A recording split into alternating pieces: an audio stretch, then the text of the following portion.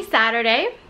I did not really vlog this entire week because I was feeling more energetic than I have in the last 11 weeks, and I felt more energy, so I was trying to catch up on a lot of work, a lot of editing, a lot of filming, non-vloggy videos, and I also wanted to start a series on IGTV called Kitchen Hacks with Serein. And I'm also going to be doing a series of lives talking about nutrition information over on Instagram. So I was just planning a lot of that and then doing a lot of catch-up work. Today I'm going to tackle something I've been meaning to tackle for a while. My closet is still all winter clothes, and so is a lot of my dresser.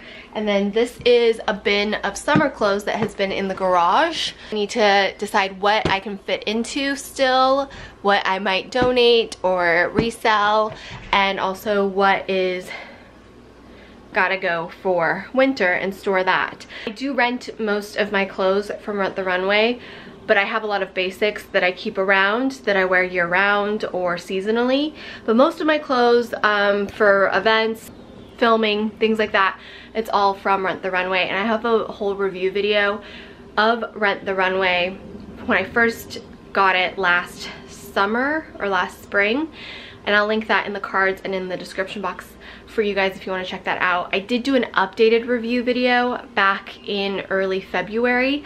I never ended up uploading it because, you know, I didn't think people were gonna rent clothes while in quarantine. If you still want that updated review after using it for like 9 months or so, I can edit that video and upload it.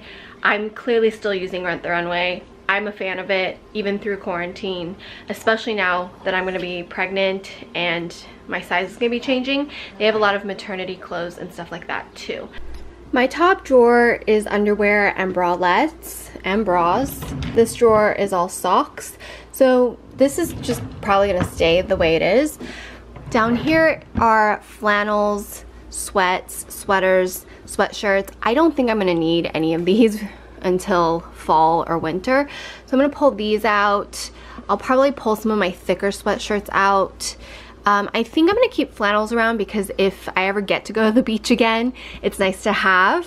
And I like sweats just to wear around the house when it's chillier, like today. Here are all of my sweatshirts and sweats as well, but I will most likely keep most of these because they're like thinner fabric. But there are some that I might get rid of. Like, I don't know that I wear this one that much anymore. I don't think it's very flattering. And then down here is all my workout clothes. So that kind of stays the same. So I'll just pull these out.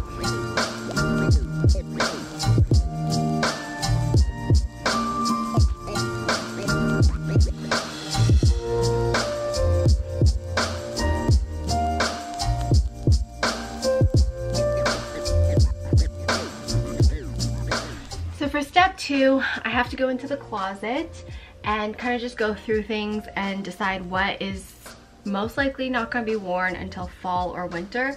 I have like a leather jacket, but I do have some corduroy. I don't think I'm going to wear that for a while. Chris and I share this closet, so this is my stuff, and then I have a couple like hanging things here. This is all Chris's, and then that's all Chris's, and then I just have these like sweatshirts here, so I definitely can put some sweatshirts away. I don't think I need that many sweatshirts for the spring summer, but I do want to keep some out for the evening times when it gets a little bit chillier.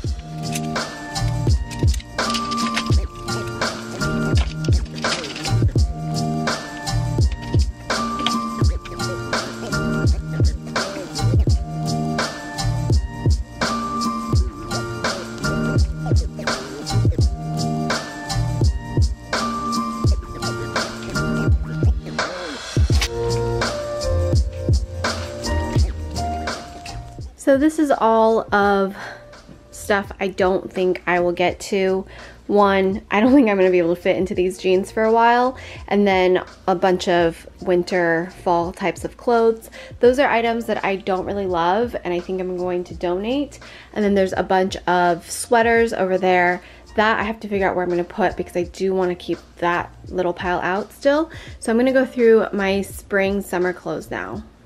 Because I'm pregnant, there's a lot of things I probably won't be wearing even though I still love the items. So I will probably put them back into storage until next summer. But these shorts were actually kind of big for me towards the end of last summer, so I'm gonna take these out and hopefully I can wear them for a little bit longer while I'm still growing. I also have some crop tops and things that I might end up storing that's still in the closet, because while it's spring and summer appropriate, I don't know that I'd want to wear a crop top with my belly hanging out. I haven't decided yet, so I'm leaving it out, but I might end up storing it if I just don't feel cute wearing it. I think this would be cute if I found some high-waisted pants to go over the belly bump. Again, this is what I'm thinking I want to wear. It could totally change once I start getting bigger. There's no way I'm gonna fit into that this year, so we're gonna, same with this. I don't think I'm gonna be wearing a halter top, but I can always use tank tops for now. I don't think I'll wear this unless we go to, I don't know, this could go over a dress actually and be really cute, so I'll take that out. No way I'm gonna be able to fit into this. It's super cute, and I've worn it a bunch. So actually no, I'm gonna save it and maybe I'll be able to wear it next summer. And if I'm not going to wear it, then I'll sell it. Shorts, hoping to still be able to fit into that for a little longer. I always like these kind of like, this is a rails button up. I love these. I think they're just really comfortable. This jumpsuit, I feel like I could still wear with the baby bump. It's just annoying if I have to pee a lot. This is definitely gonna have to be saved. Same with that. These shorts might actually fit below the bump. Same with these. I don't know that I'll feel comfortable wearing this with a baby bump because it'll make the skirt really short.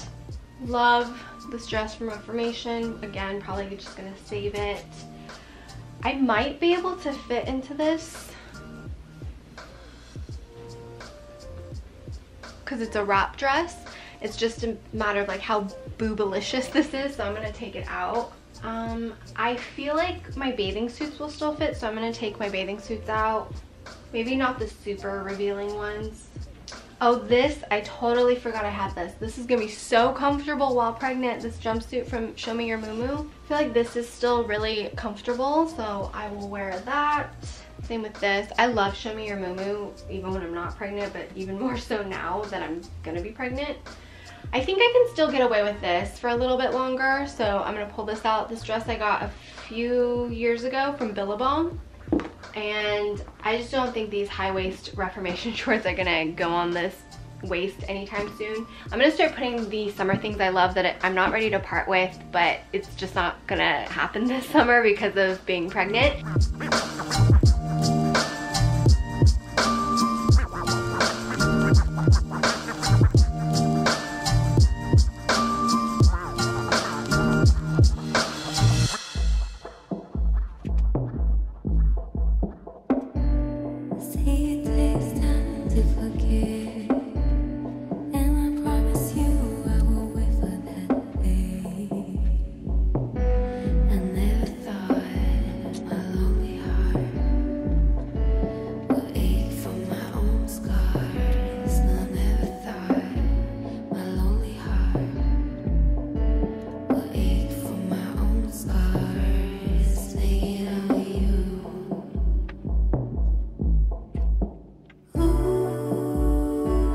So my closet is updated. I have some shorts, tank tops, t-shirts, and then button-up shirts, and then my leather jacket.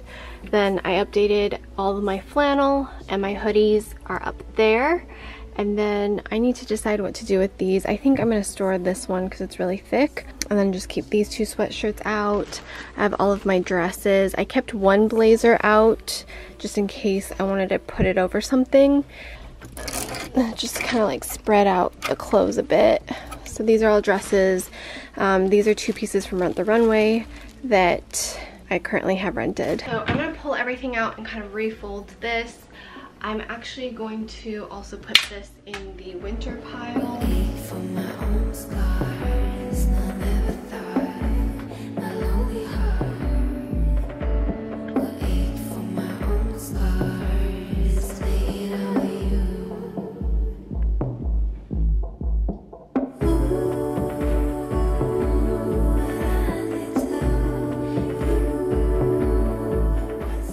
I think I have all my clothes in the right bins. I need to get another bin. I know there's one in the garage. It just has to be rinsed out and cleaned and dried out, and then I can put the extra winter clothes in that bin. I'll store that in the garage. I have a bag of laundry I need to fold, so I'm gonna fold that and then make myself a cold brew as a reward before I tackle the rest of the house.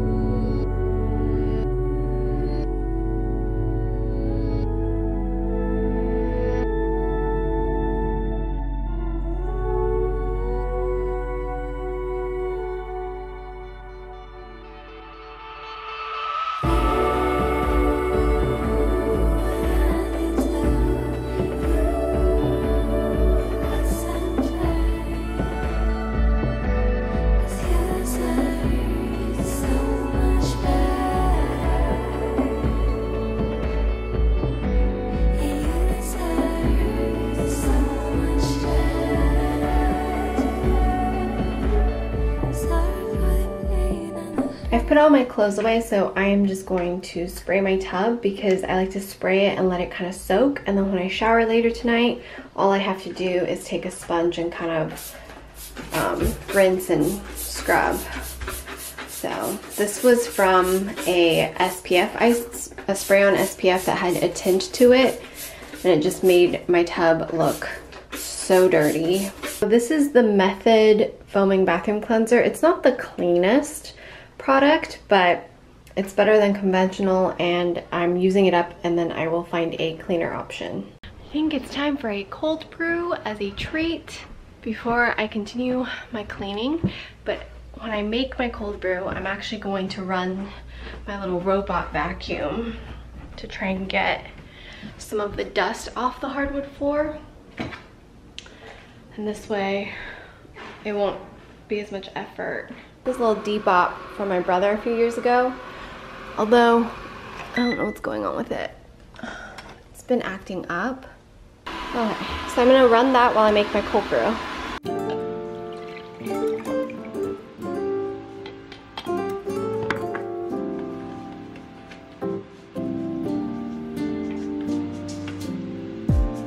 So casually keep diving into concrete.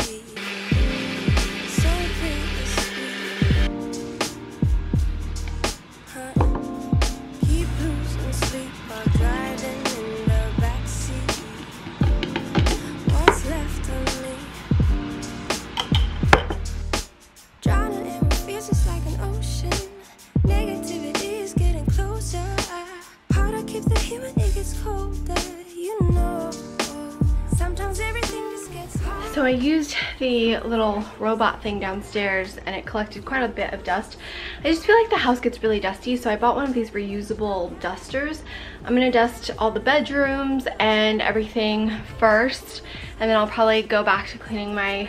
I like to do things in order of tasks. So dust, then mirrors or any glass objects, and so on. The only place I don't really do that is the kitchen, because I feel like everything in the kitchen is like stainless steel or countertops, and it's all food and grease. So I try to use the same cloths and then wash those.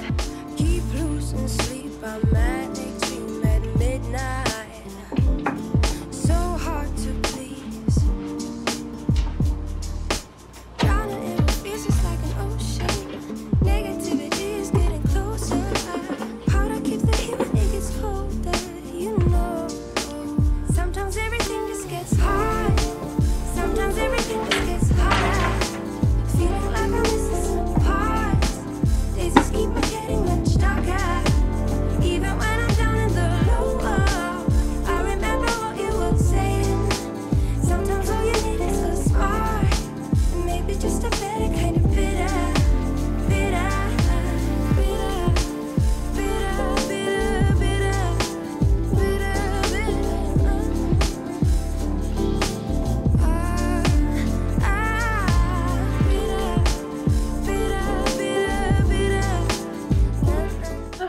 I dusted the house. I'm gonna tackle my bathroom now. There's like weird stuff on the wall and the baseboard. I got a magic eraser. I'm just gonna do that. And all the basic bathroom stuff. I keep screaming out loud from the top of my lungs, baby, ooh, think about the stuff we play, how I'd rather do that instead. I keep screaming out loud from the top of my lungs, baby, ooh, think about the stuff we play, how I'd rather do that instead. I keep screaming out loud from the top of my lungs, baby, ooh. So I just coated the toilet bowl with that toilet bowl cleaner. I let that sit, and then I use paper towels for the bathroom just because I feel like, you know, it's kind of gross. So I'm going to start from the outside of the toilet where it's more dust, and then I work my way into the toilet seat and all that stuff. And one of my favorite all-purpose cleaners is from Greener Ways Organic, and it's their all-purpose organic cleaner. It smells amazing, and I feel safe using it.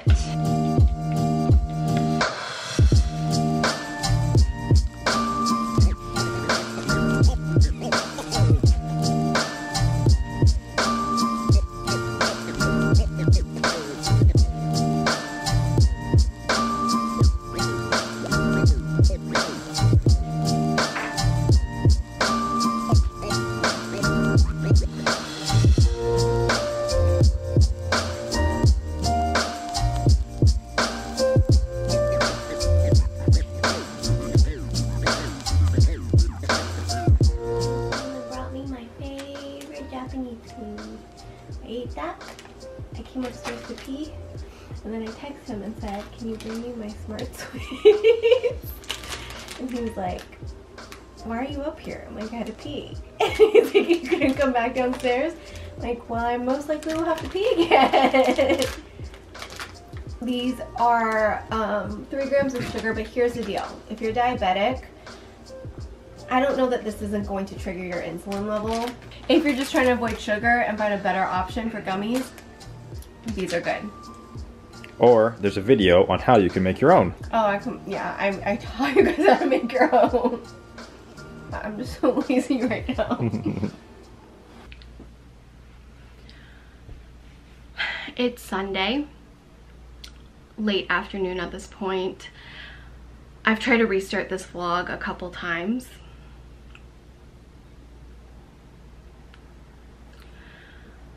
I don't have the right words to properly express or explain what has been going on. And I don't think anything that I have to say is that important. But I do want to address what's been going on because I also think it's important. In times like this, I always feel like I'm the most ineloquent person to get my point, my feelings, or anything of value through to anybody. And I think there are people who are much better at using words and imagery to express what's been happening. So yesterday, the peaceful protest, which I believe was peaceful and sanctioned and well organized, and with all of the violent imagery and, I want to say, nefarious acts of violence not done by protesters but by people with other agendas, there might be a very small group of protesters who took to violence and looting. But I don't think it was by any means the majority or close to even half. In fact, you can see it's a small group of people who are hungry for destruction and chaos. Many of which I'm not quite sure even were part of the protest. They were just taking advantage of a situation. I try to focus on as much of the shitty imagery we see. There have also been some really amazing images and videos of people coming together, of people helping each other, of people finally banding together. As someone who is about to have their first baby and bring a completely innocent life into this world, all of this is so much more than if I wasn't pregnant, or if I wasn't gonna have kids, or if I didn't have kids. And Chris and I spent most of the day and last night talking about so much of this. And if you watched our pregnancy announcement video, you know that we had stopped trying to conceive the second the world kind of started going into the world of COVID-19. And not saying that that was the only reason we would not want to have kids. There's lots of reasons we discussed why we wouldn't want to have kids. Part of which is, do we really want to bring an innocent life into this world? A world with so much hate, so much racism, so much inequality, so much pain. We also tried to look at the positives and the hope and all that. And it's hard because if you just focus on the negative, then of course I would not bring a child into this world. The last couple of weeks feel like this world is headed to a place maybe that it's worse than it's ever been, or maybe because we finally see it, because everybody has a smartphone and there's finally platforms to post this stuff so we all see it. I posted something on my Instagram talking about privilege, and it's important to recognize our privileges. I am a light-skinned Asian American woman. It does not lessen my racist experience, my suffering, or my journey, but I do have a privilege of being the preferred minority in this country.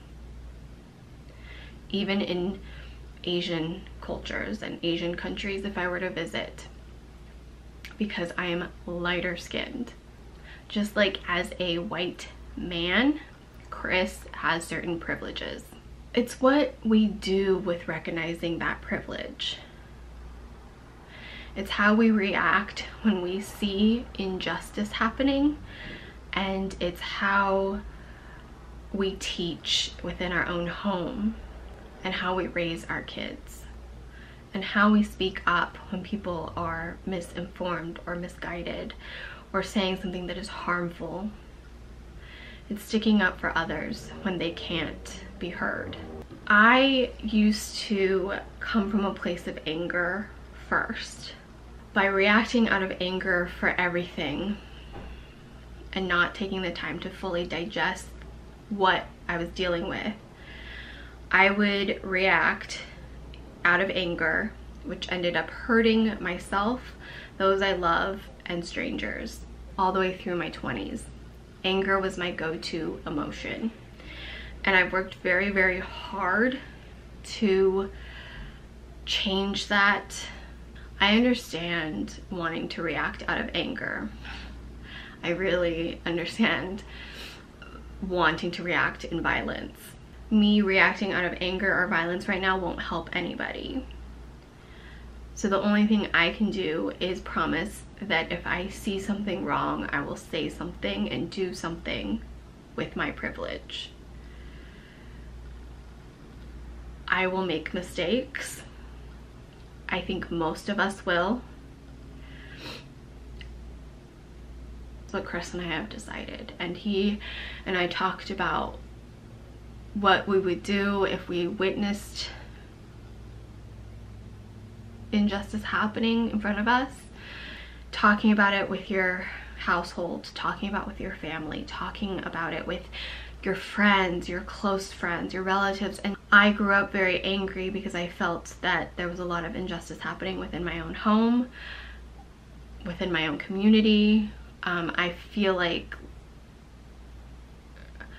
there's a lot of quiet, polite racism happening where I grew up, and still happens. And I kept thinking, you know, the people that are polite and just slightly a little bit ignorant but well-intentioned, they don't mean to hurt anybody, they don't want harm. They also don't speak up and sometimes say slightly racist things. And I was told to just keep your mouth shut. I'm not going to be anymore, because that's not helping anybody. Just because someone's older than me and well-intentioned saying something that is perpetuating a racist stereotype or a wrong idea of equality doesn't mean that I shouldn't say something, so that they think twice before saying something that could be very harmful by perpetuating a racism. I don't even know if that makes any sense. I don't know if I'm being clear right now, but there's so many times in my life that I feel like somebody said something that was just a little off, but because they said it with a smile and because they meant well and because they're a nice person, I let them get away with it.